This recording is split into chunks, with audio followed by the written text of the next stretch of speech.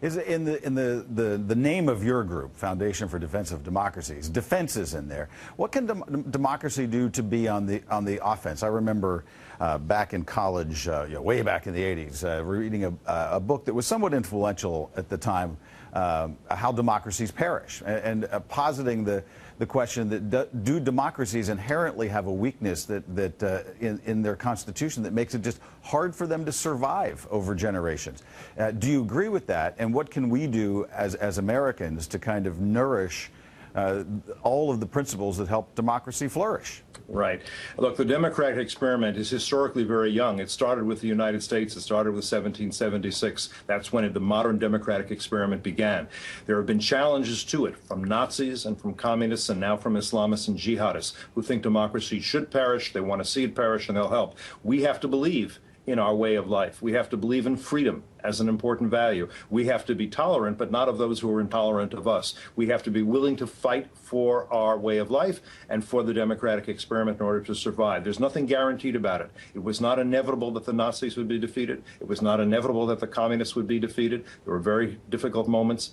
And it is not inevitable that we are going to defeat the Islamists and the jihadists who seek our downfall, our destruction, our humiliation, and our defeat. We will have to stand up culturally. We will have to stand up militarily. We'll have to stand up in many ways if we believe and want to give our children and our grandchildren a freedom of a future that includes freedom of religion, freedom of speech, that includes representative government.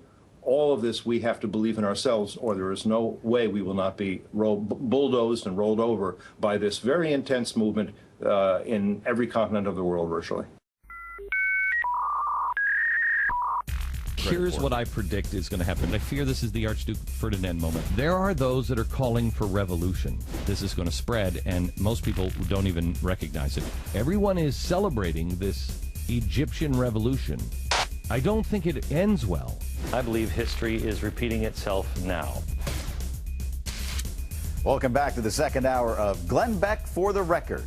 It's day 14 of the Occupy Wall Street protests, and we have seen the demonstrations move from relatively quiet and peaceful to bigger crowds and even some police arrests and mace this week. Celebrities are starting to stop by, sort of. Michael Moore, Susan Sarandon, they've shown up to show their support to those who want to take down Wall Street. Now, what you are seeing down on Wall Street is being fueled by those on the left who want to collapse the system, truly, from the bottom up, as Van Jones likes to say. It's been 192 days since Glenn first told you about Stephen Lerner being caught on tape by the Blaze talking about doing just that. Well, Glenn has spoken again and again on this, just trying to get people to simply pay attention. Just listen to his radio show from last February and watch how it's all unfolded since then. Stephen Lerner is also a lefty, and he believes in destroying the economy of the United States and bringing down the stock market and bringing down banks, starting with J.P. Morgan Chase. That's silly. How come only you know about that, Glenn? That's another of your conspiracy theories. How come only you know about that? I will tell you that the George Soros-funded bloggers and tweeters and everything else have already started. And that's what they're saying. They're mocking. But listen to the tape. I don't expect this. We delivered this morning at 9 o'clock to J.P. Morgan Chase. We have not received a statement yet. They say no comment at this time. Also to the DOJ, Department of Justice. There's nobody. I ask if you are in the FBI to please follow this trail. I don't know if anybody up top at the DOJ will do a damn thing about it, but follow this trail, please. And I ask you to inform all of your friends. You may agree that the banks are greedy or getting all this money or whatever. You may agree with those things, but that's where they're going to get you. They will get you on that agreement. But what they are doing, as he lays out, is the collapsing of this system, and it starts in May. And I contend that it has already started in May. You have video, or it already started not in May, but now. You have video of SEIU doing this in a bank lobby now. You have all of the leaders using this language. Richard Trumka is big in this language. You have Van Jones big in the language of what they say will be the rallying cry starting in May. And they also say that the unions cannot appear to be leading this. So it's important that the unions don't do it, but you community activists do. This is the fear and the scare tactics that you are going to see more and more.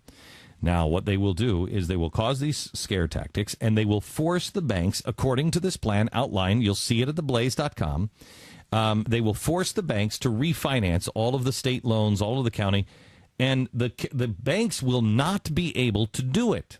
And he says that's the plan, to bring them to the edge of financial collapse, because if we can cause enough chaos, if we can bring them to the edge of financial collapse, we can collapse the system and we can cause another financial crisis. Now, who in their right mind thinks another financial crisis is a good thing? And who thinks that this government is going to be able to survive? I want you to know, don't dismiss. I am really glad. I was really happy on Saturday when I heard the riots weren't riots. Nothing really happened.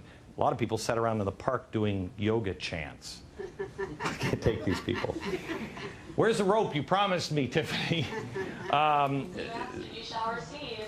Well, who can tie a noose and has it? Let me borrow your chair. Now, one of the reasons for the reduced impact of the event was because the NYPD knew exactly what they were doing. As the Blaze reported over the weekend, when the riots broke out in London, anybody know this? The English brought over a New York City commissioner, brought him over to consult on procedures. Their presence was strong and clear, and here it is. It's America. Obey the rules. You can yell and scream, be a dope all you want. Just don't smoke any, and don't break any windows. The Wall Street protest ended up in front of the American Indian Museum because it. So it was a dud, but make no mistake, this is the beginning. You go here, and you look. None of these things are connected per se. But this is what I've been talking about for a very long time. It's called the perfect storm. We've dealt with debt, we've dealt with the dollar, we've dealt with Europe being stupid, we've dealt in the 1930s with this and this. We've had civil unrest, we've had wars, we've had inflation, we've had food shortages. I don't know if we've had this as much as we do right now, and we've had energy problems. But we've never had all of these at once. This is a setup. This is the very beginning. What Europe is experiencing now, remember when I said it in, when was it, 2007, that riots were coming to Europe? Everybody said you were crazy, and they were just like, a little fire over here and a little fire over here. Now look what's happening. Do not ignore the anti-capitalists. It's convenient to do so. Many people will ignore me, and they'll do it not out of anything other than they don't have to pay attention right now. The economy is struggling, but we haven't ripped the Band-Aid off yet. These things are coming. You add this, what happens to us?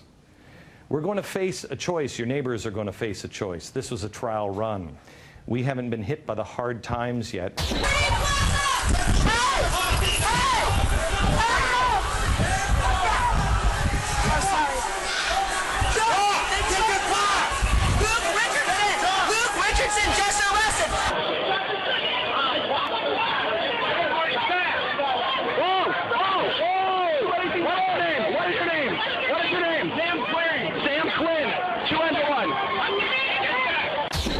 Now you have all these arrests happening in Wall Street.